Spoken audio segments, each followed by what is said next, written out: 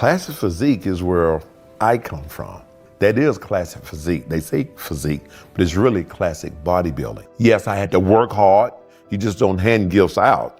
You have to go get it. And I went and got it with all of my heart. With that 8th Olympia, it felt like I could finally exhale. Because when you're on the top, there's nowhere to go but down. And so you're always focusing on how do I stay here? And I'm living and I lived. You know, I had 2 children while I was training for the Mr. Olympia, stayed on top, was still raining. But there's a certain amount of pressure. I had businesses going on. You know, there's a lot of stuff happening. So that last Olympia, I said what I needed to say, and I was ready to bow out and say, thank you. Well, it's a lot different now because I have younger bodybuilders that I meet at competitions. And, you know, one of the things that I'm a stickler on is, what do your wheels look like? You know, you gotta have some legs. Listen, I'm okay with physique and I love physique, but I love a full package too. You know, that's how I grew up and that's where I am. So I wanna know that a guy actually have calves. I wanna know that they have legs.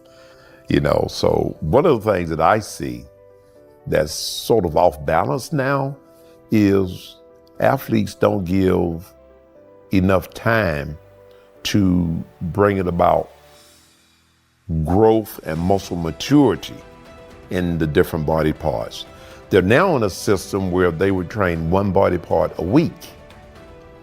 Legs once a week, calves once a week, particularly calves.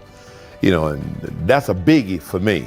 I never will forget when I first visit World's Gym and you had Joe Gold there. I mean, Joe Gold was like one of the godfathers of bodybuilding when it came to the gym world.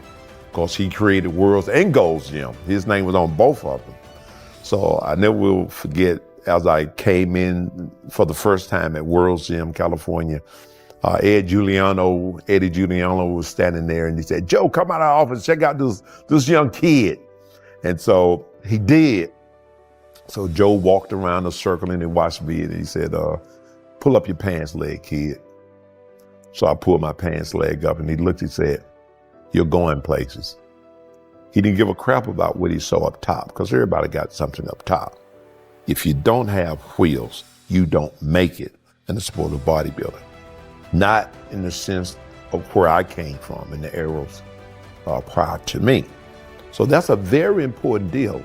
And so when I meet a lot of young athletes, you know, one of the things I look and I notice a lot of them like calves. So how many days a week you train your calves? 1 to 2? I said 1 to 2. Say, man, we train our calves 5 to 6 days a week. A calf is a stubborn muscle. So how do you expect for it to respond? You've been walking around on them since you were born. So your calf is used to high endurance. So in order to go beyond that, you got to give it something very different. You have to stimulate and nearly annihilate a calf in order for it to respond. Heavy, hard, consistent. And then I look at the fact that a lot of the athletes are training, you know, one body part, a workout. They have an arm day, then they have a chest day, they got a back day. I said, how ridiculous is that? And what I see a lot is immature muscle. That particular type of program is more designed for a power lifter than it is for an actual bodybuilder. And so you can see it in the physique, the cross striations and the muscle maturity is not there like it used to be. So I spent a lot of time rewriting and fixing programs for the younger generation of bodybuilders. I'm definitely pro classic physique. Classic physique is where I come from. It's where Arnold, Robbie, Frank Zane. That is classic physique. They say physique, but it's really classic bodybuilding. That's what it is.